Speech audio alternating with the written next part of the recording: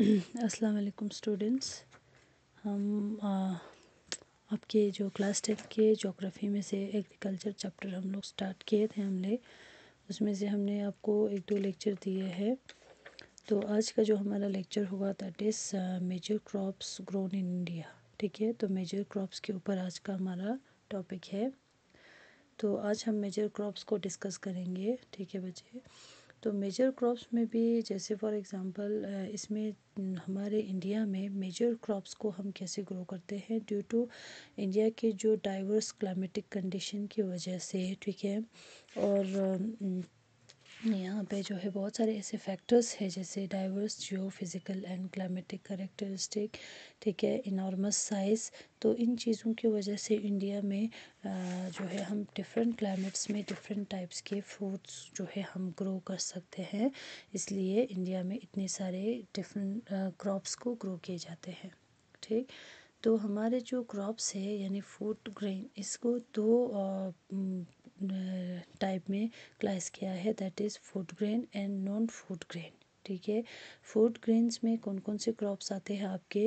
Rice, wheat, मेज़, pulses and white seed. ठीक है, और नॉन फूड ग्रेन्स में जैसे प्लांटेशन क्रॉप्स होते हैं, हॉर्टिकल्चर क्रॉप्स होते हैं या मिसाल कमर्शियल क्रॉप्स होते हैं। ये सारी चीज़ें आपके नॉन फूड ग्रेन्स में आ जाते हैं। ठीक है, समझ आया आपको? फूड ग्रेन्स कौन सा है? Rice, wheat, mess, pulses and आपके जो मिलेट्स है वो सारी चीज़ें किस में आते हैं? फूड ग्रेन्स में। और नॉन फूड ग्रेन्स में आपके आते हैं प्लांटेशन क्रॉप्स यानी टी, कॉफ़ी, कॉटन, रबर वगैरह। और इसमें हॉर्टिकल्चर क्रॉप्स भी आते हैं, फ्रूट, वेजिटेबल्स।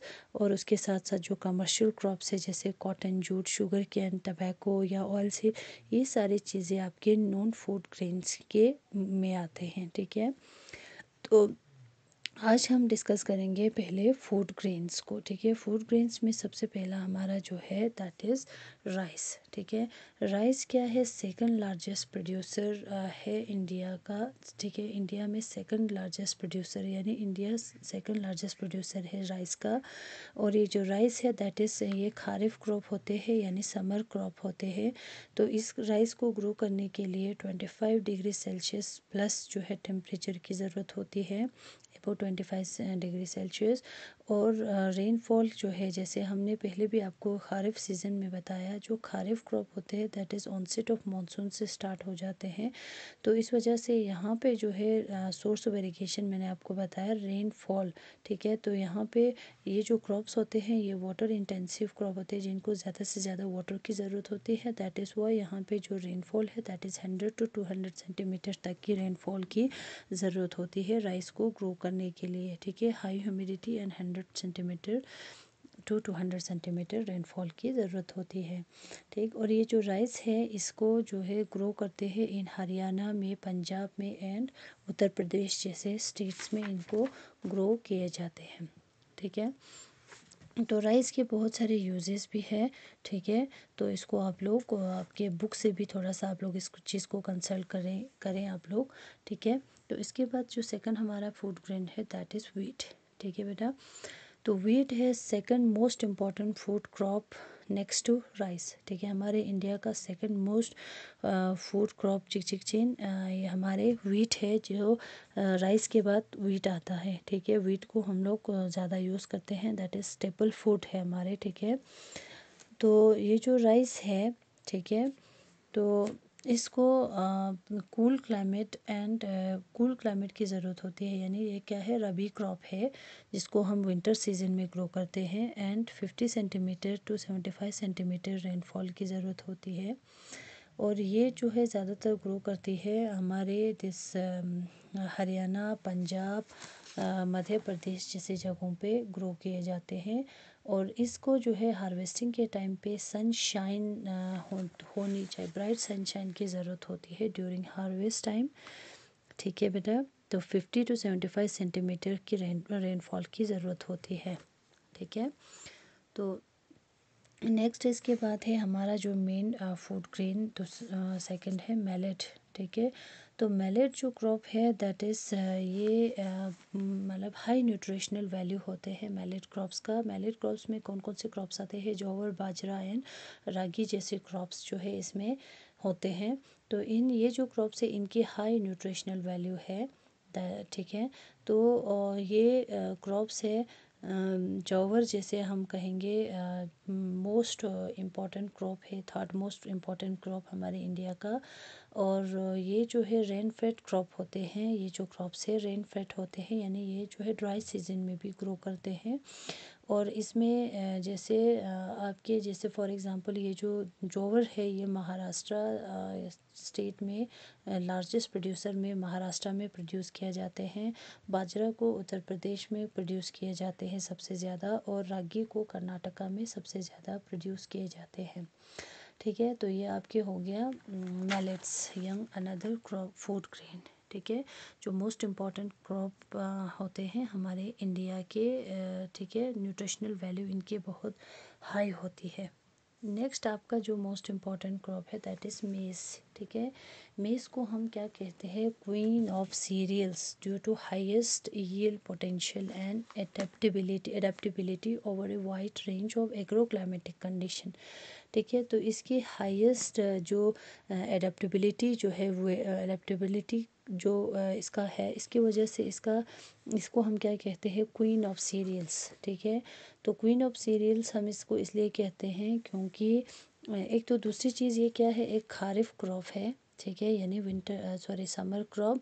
और इसके लिए जो ऑलमोस्ट हमारे पास जो टेम्परेचर होते हैं 21 degree Celsius to 27 degree Celsius की ज़रूरत होती है। और ये ऑलमोस्ट ऑल दी कंट्री में यानी जैसे कि हमने इसको क्वीन ऑफ सीरियल्स इसलिए कहा क्योंकि ये हर कंट्री में इसमें डिफरेंट जो केमिकल कंडीशन में क्लाइमेटिक कंडीशन में ये ग्रो कर सकते हैं, इसलिए हम इसको कहेंगे क्वीन ऑफ सीरियल्स। ठीक है, यानी ऑलमोस्ट ऑल दी कंट्री में ये ग्रो किए जाते हैं। और इसके लिए जो रेनफॉल है 60 टू 110 सेंटीमीटर रेनफॉल की ज़रूरत होती है। और ये हमारे इंडिया में 40 सेंटीमीटर रेनफॉल से ऊपर से जो है अबोव 40 सेंटीमीटर रेनफॉल पे हम इंडिया में इसको ग्रो कर सकते हैं। ठीक है, और ये जो चीज़ है ये हमारे उत्तर प्रदेश, कर्नाटका, बिहार जैसे जगहों पे सबसे ज़्यादा प्रोड्यूस या ग्रो किए जाते हैं। ठीक है, तो ये हो गया आपके मेज़ के बारे में। ठीक है, तो नेक्स्ट यहाँ पे जो क्रॉप है दैट इज़ आपके हमारे जो most important crop next pulses, यानी ग्रेन क्रॉप्स में हम पल्सेस, जैसे हमारे पल्सेस भी इसमें आते हैं।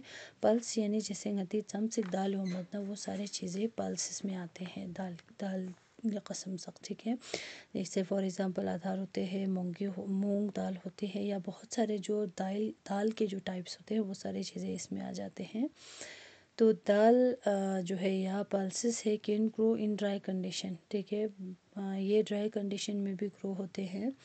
और लेस नीड मॉइस्चर, यानी इसको मॉइस्चर की कम ज़रूरत पड़ती है, जैसे फॉर एग्ज़ाम्पल 25 टू 35 डिग्री सेल्सियस टेम्परेचर पे भी ये ग्रो कर सकते हैं।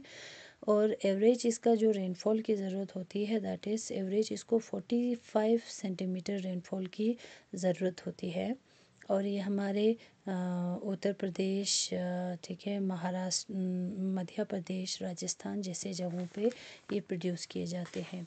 और इसमें जो है मोस्ट इम्पॉर्टेंटली ये जो पल्सेस है, India is the largest producer and consumer of pulses. ठीक है, इंडिया में जो पल्सेस है ये बहुत ज़्यादा प्रोड्यूस किया जाता है और बहुत ज़्यादा कंज्यूम भी किया जाता है।